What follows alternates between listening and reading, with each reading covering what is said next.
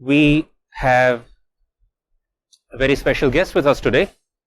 We have with us Mouza Al Romaithi. She is the Director of Cybersecurity at ADQ, and she's joining us in the studio for a fireside chat with Cherry and myself. Welcome to the studio, Mouza. Thank you very much. And thank you for sparing your time this morning. Thank you. To join us for the talk. We had a conversation earlier about just getting to know each other, and what I found is there's so many points of resonance. I personally am a cybersecurity researcher and an entrepreneur and a pen tester, and I just got to know that you're also very passionate about cybersecurity, passionate about pen testing. So we just like to have an informal conversation with you about your journey, your passion, your thoughts, and the type of messages that you would wish to convey to those who you mentor currently and those who you would like to mentor in the future. Welcome once again, and would you introduce yourself and your current role to the audience, please? Of course. Thank you very much, Somal, for this warm welcome. Thank you for hosting me here today. My name is Mouza Al Romaithi. I'm Director of Cybersecurity. I've been in this role fairly recently, actually. I've joined ADQ in May. Prior to that, I've worked in the cybersecurity realm for over 13 years. A mix, actually, between IT and cybersecurity. So I started my career actually in the IT field and then moved to specialize in cybersecurity, especially after I got my master's degree. Okay. And from there, I did not change the field that I'm in. I enjoy it. I have so much passion for that. And I mean it when I say I have so much passion in such a way that I don't only say that we need to practice cybersecurity. I also practice it myself and try to get my hands-on experience on a lot of areas. So, I mean, the realm of cybersecurity is huge, right? Yes. And it's not about just, compliance is one part of it, but then there are fun aspects of part of it. I'm not saying compliance is not, but I'm saying that there are also other fun aspects of it, like penetration testing, malware analysis, if you're into that, working with the different security solutions. There's tons of things that you really can. There's a huge opportunity to learn and grow in that area. Yes, indeed. Yeah. What got you excited about cybersecurity in your career? Right. So I think the shift happened when I entered the master program of cybersecurity. That's when I discovered that, yes, this is what I want to do. Okay. And I'm glad I was in an organization. So at that point, I was in Emirates Identity Authority. And at that point, the organization actually supported me and moved me from a typical IT job and moved me to the cybersecurity role. Right. And from there, I was like, yes, this is where I'm supposed to be, and this is where I've been ever since. So initially, when we started with the ISO 27000 implementation. So I went into the compliance training. I went into the audit part of it, and we pretty much were focusing on risk management, that sort of thing. Later on in my career, I shifted more into the technical aspect of it, and that's where I found out that I really enjoy conducting penetration testing, and I was in my own time practice it at home. I have not a lab, but a mini lab that I have at home where I can practice and try out different tools. There's tons of open source solutions that you can try and play around with, and it's an excellent learning opportunity. And that's how that helped build up my skill set in that area. You're a true hacker at heart, actually. I think so. And the term hacker somehow took a very wrong turn in mainstream media, but it's not about doing bad things. It's about essentially thinking out of the box. Right. And making things do stuff that they were not supposed to do. Exactly. Like, I'll give an example. In rural India, there's one region of rural India which purchases the most number of washing machines. This is farmland. Wow. So the Whirlpool decided, like, hey, why are these guys buying the most number of washing machines and they're not selling in cities?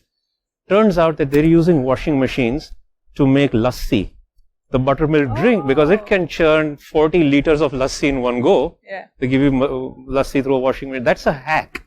And that is the smartest hack of them all. That's very interesting. And that's what draws me into the field, and I can see that that's what draws you into the field as well, because Absolutely. you're not satisfied with what's given to you. You want to play with it on your own, Exactly. see where you can push it to the next level. Absolutely. In terms of both threats and defense.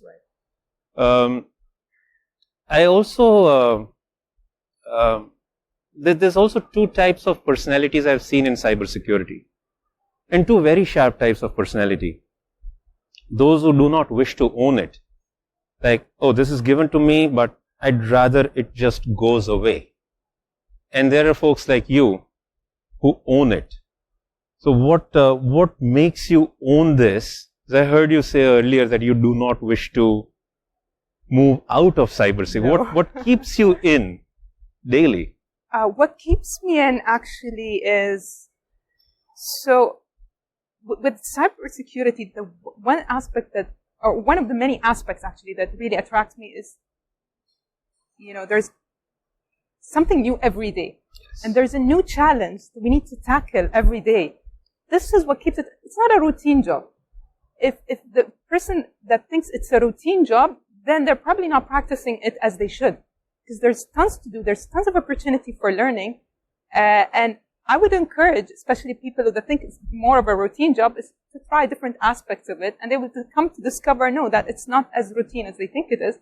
And in fact, if we don't really hone our skills, that's a very good way of putting it, then attackers will always stay ahead of us. And Yes. this is what we see. Attackers always stay ahead of us because we're just playing catch up.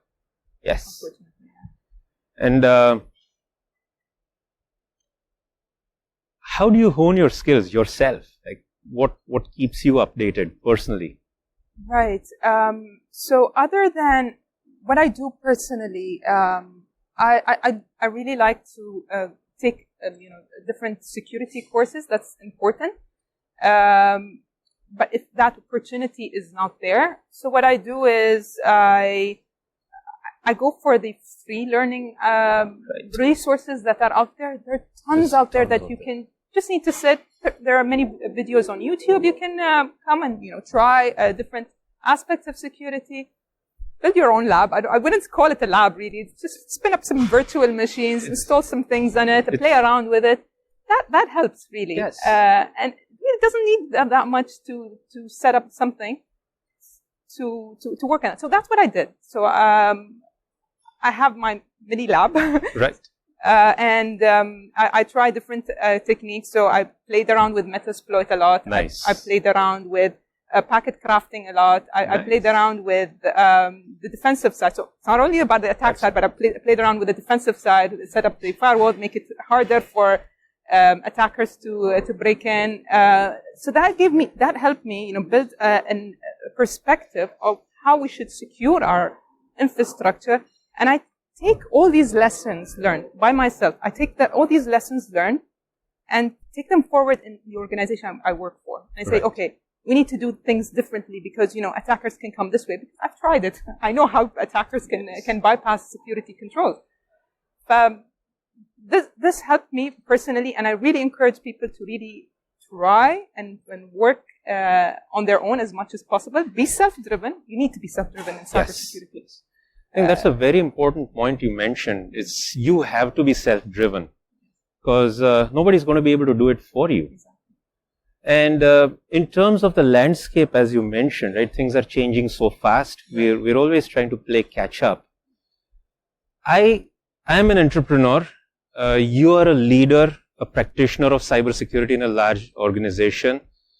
But both of us see two areas of challenges. There's the technical challenges that we face on a daily basis. And there's the non-technical or the human challenges. Technologies keep upgrading, but humans are humans. Right.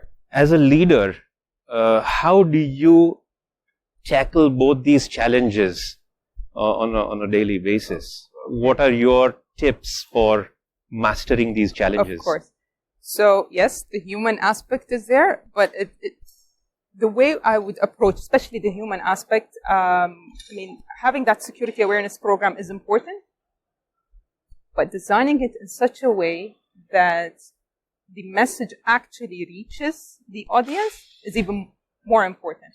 So yes, we can have that 1 hour session briefing, just telling our employees that, okay, you need to follow this security practice. These are the password policies. You need to do 1, 2, 3. But then after 1 hour, people, or maybe even after the first 10 minutes, people lose concentration, right? Yes. So this is where I think it's important to team up, especially with your communication team. How we can, design the message in such a way that people will follow it. It's easy to understand. People will follow it, and they understand the importance of it. So we can address the human aspect that way, and it's important also to have that leadership buy-in and the management support. If we have that, then it will cascade down. If we push it bottom up, it might not work. So that's a key aspect. And the technology aspect of it, I see that it's still driven by people, right? Yes. We need to train those people that are working on those technology to make sure that they have the right skills to configure or to set up our infrastructure in such a way that where the cyber resilience is improved. We continuously review our firewall rules. We continuously improve our signature. We continuously improve our settings, our hardening controls, all those sort of things. But it's important, even from that area, to focus on the people aspect of things. That's an excellent point that you make. Are there any? I'm sure you've had many. Like any specific aha moments that you wish to call out in your own career, in terms of both discovery of new stuff as well as tackling a very complex challenge in a successful way?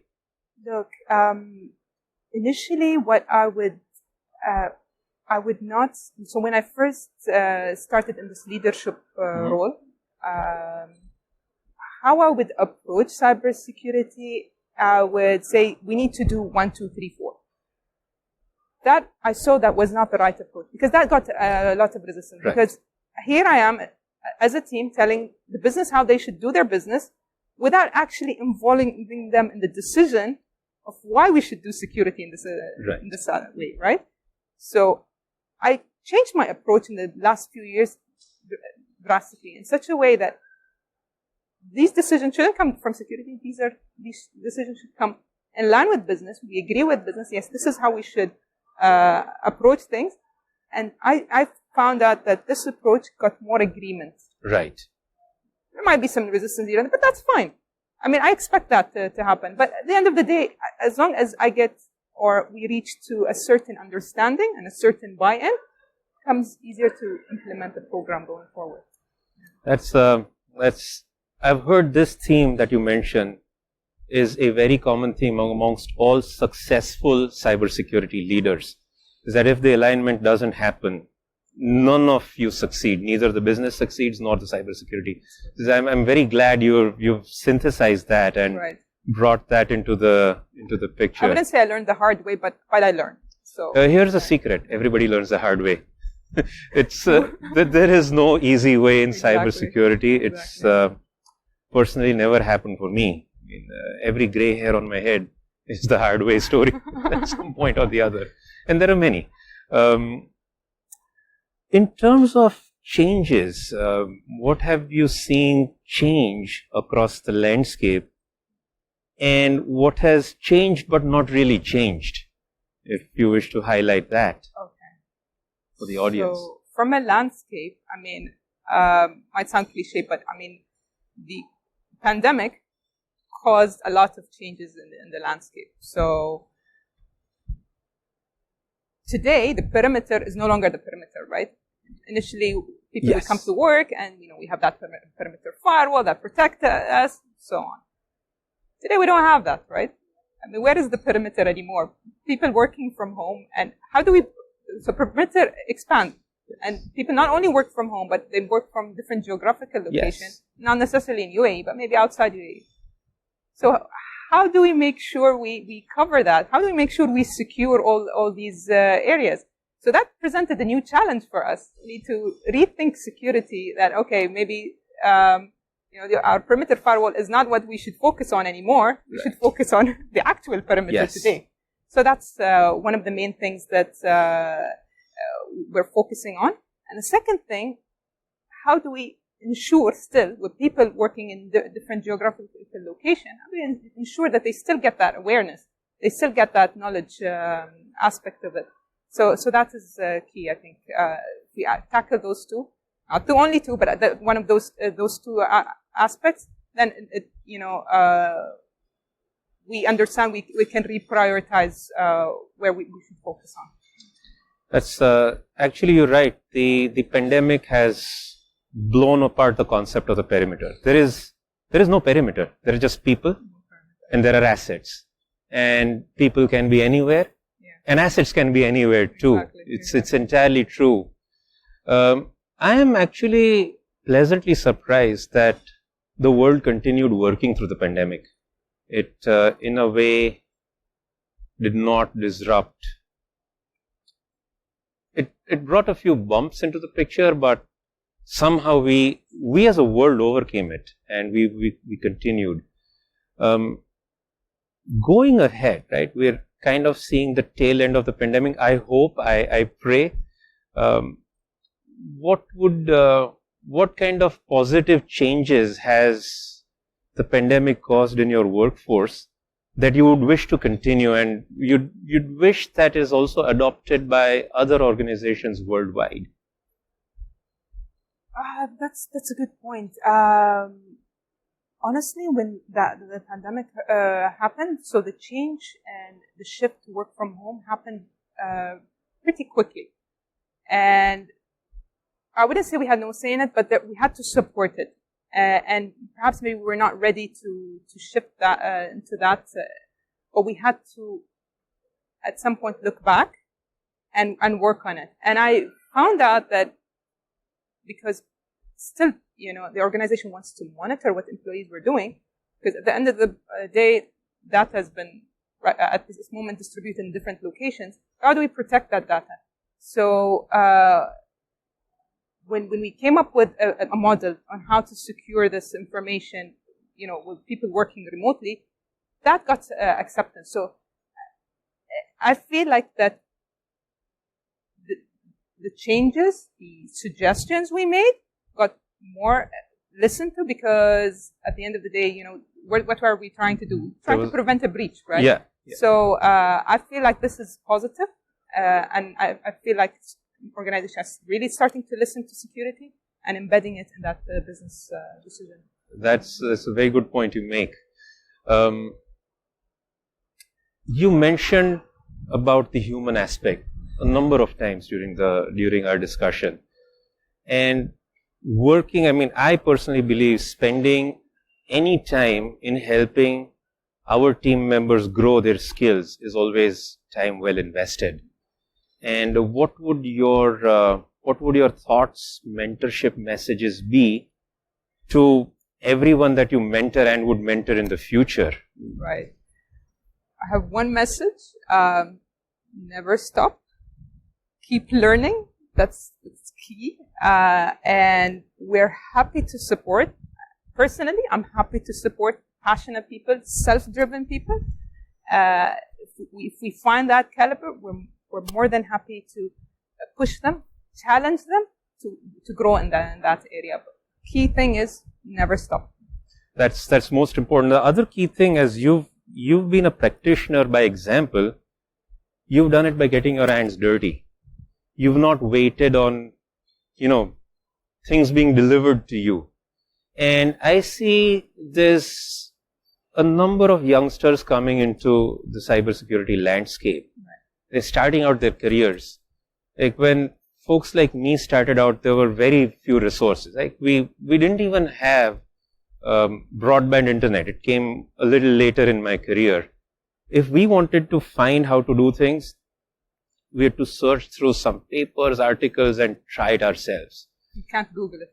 I'm sorry? You can't Google it. We cannot Google it. We cannot Google it. There's no YouTube walkthrough of it.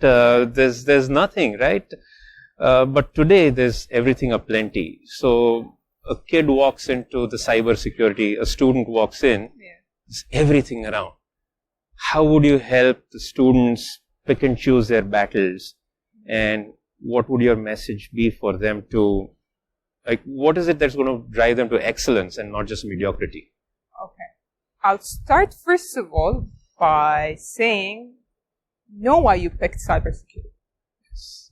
If you know why you picked it, it's a very challenging field. And if you do not challenge yourself every day to learn something new, maybe this field is not for you.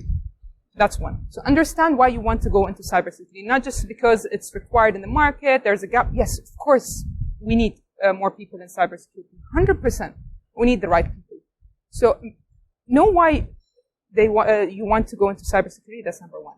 Secondly, as I mentioned, have people to self-learn. That's key, and never stop, and pick the right organizations to work for. So there might be certain organizations that really focus on cybersecurity and help you, and certain organizations where the attackers focus on, maybe financial, those sectors. Those are the kind of sectors that you might be interested in working for and help hone your skills. I would say work on everything. Work on penetration tests. Try to understand. Download Wireshark and look at the packets. Try and understand each and every packet, what it does. I know it sounds very tough and very challenging, but why not? Yeah. That's how you learn, right? Yeah, that's the only way you learn, by actually doing it. Exactly. The hard work. Exactly. It might sound cumbersome. At first it might be challenging. You have tons of free resources. Use them. So that's the message I really want to give. And look, there are a lot of programs I've seen. I mean, we have these, for example, the Cybersecurity Council. They've signed an agreement, to bring in interns. So there is a huge emphasis on focusing on this sector. We want to bring more professionals into the market. So if you're the right person, if you like this field, there's tons of support, and I'm sure, with time you'll be situated in the right, in the right position, and you'll be able to lead cybersecurity going forward. Pick your battles wisely, know what you're getting into, and do it yourself. That's fantastic. You reminded me I need to go and pick up Wireshark once again and play with packets. It's been a long time since I do it. It makes me feel so comfortable now, You're probably one of the very few security leaders who still plays around with packets that I've seen. It gladdens me that there are people out there. I'd like to do it more often, but if we had even 1 hour extra in the day, it would be a blessing. Probably we can make it happen at Hack in the Box next time. Yeah, maybe, yeah. We should just have, like an invite only, Chatham House rules. Yeah. We put ourselves in and just have an unfiltered time, focused time. Absolutely. Break a few things and then we'll learn. That's how we'll learn as well. Absolutely. And look, these opportunities like Hack in the Box, I mean, going back to the, student aspect, really, I would encourage them to take advantage of such events. They come maybe every now and then, but take advantage, really. There are a lot of professionals that we can talk to. We can learn a lot from them. Talk to different people, really expand your horizon. Maybe, even in cyber, maybe you're comfortable with pen testing. Maybe you like something else later on. Why not? Explore what you like and go for it. Yeah. Always push your boundaries. Let's push your boundaries. Exactly. Right. Mouza, thank you so much for your time. Absolutely. Are there any closing comments that you'd like to share with the audience about your thoughts or about Hack in the Box, especially? I would say maybe the main message really is continue learning, continue interacting, continue talking to security professionals. You learn something every day.